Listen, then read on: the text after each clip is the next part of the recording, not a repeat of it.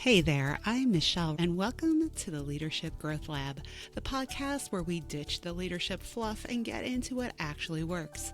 If you're a new or emerging leader trying to figure out how to lead people without losing your mind or your integrity, you're in the right place. I've spent over 30 years leading teams, making mistakes, and learning the hard way so you don't have to. This isn't about motivational posters and feel-good quotes. This is real talk, real stories, and real strategies to help you become the leader you're meant to be. Let's get into it. Well, good morning. Today, I want to talk about when you have to provide kind of critical feedback to somebody that you report to. So this is your boss or higher up. And, it can be difficult and uncomfortable, but there's some things that I want to ensure that you have in place or that you at least check the temperature on before you provide this feedback. Because what I have learned over the years is not every person you report to is comfortable receiving feedback from their direct reports. Okay. Not everybody is. Uh, you'll know the ones that aren't usually because you can tell that they feel very much like it's their way or the highway. They are not open and receptive to new ideas. Those are the types of people that typically are not going to be pretty much open to feedback from you. They see any high performers that report to them as a threat instead of an asset. And because of that, they're not going to be open to your feedback. But what you can do to test the waters is to have that open conversation with your direct supervisor and try to do this as early on in your relationship as possible. Now, obviously, if you've already been working with this person for a couple of years, you may already have a good idea of if they're open to feedback or not. Or maybe you don't because you've never actually offered it up. But what I can tell you is that if you do not bring up things that are making your job more difficult or that are making you upset uh, because you feel disrespected, that there's a lack of trust um, or a lack of belief in your abilities, like those are things that over time are going to eat you up as a performer.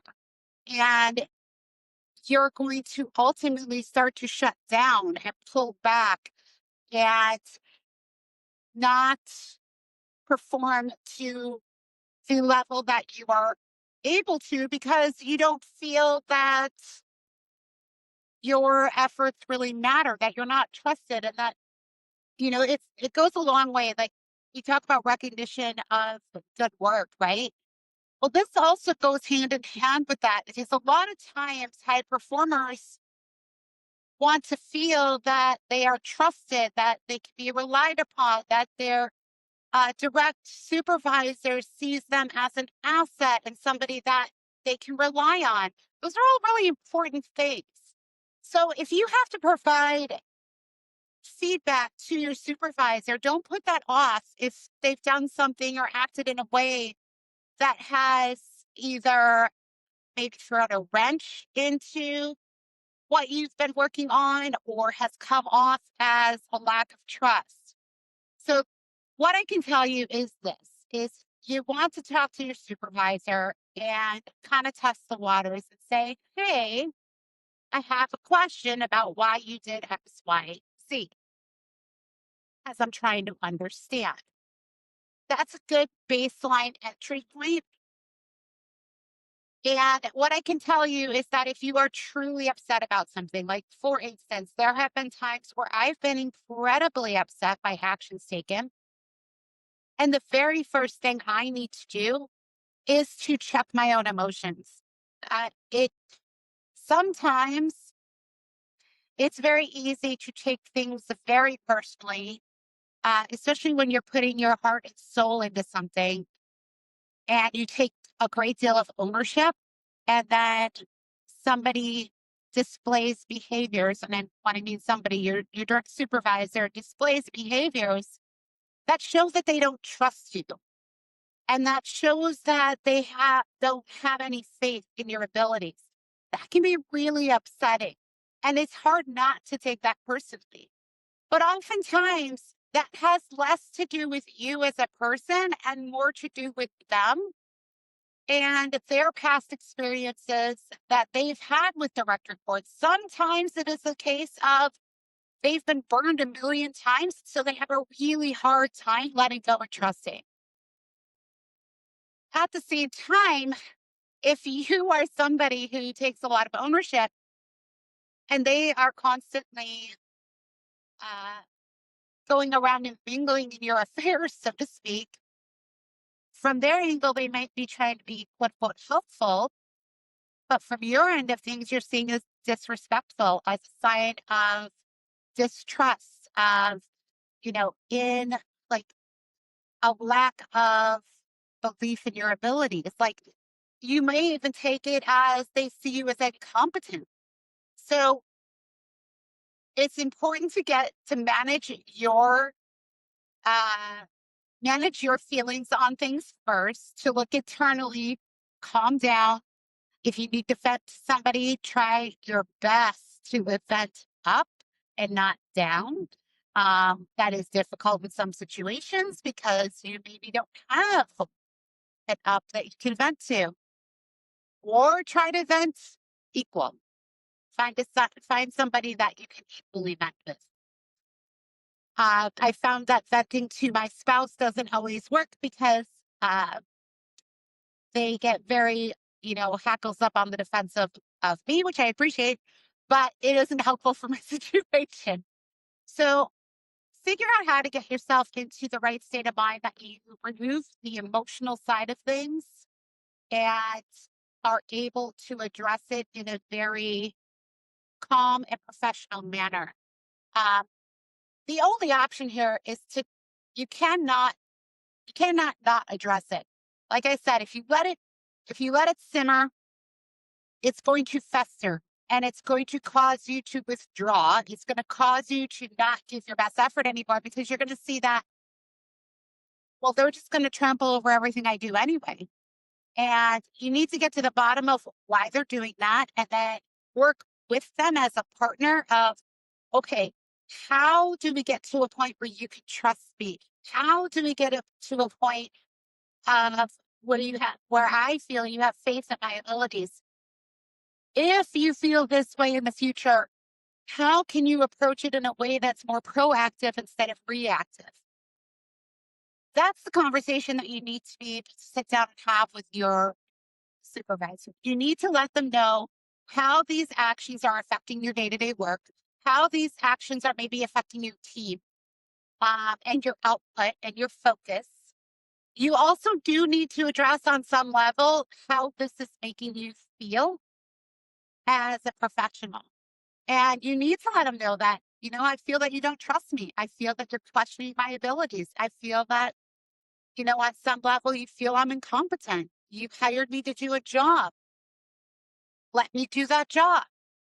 Um, those are things that are very important in this conversation. And when you sit down, you have to be careful not to quote unquote attack your supervisor, but you do need to let them know that these are things that really bother you and that you're having this conversation because you do want to have the best working relationship with them.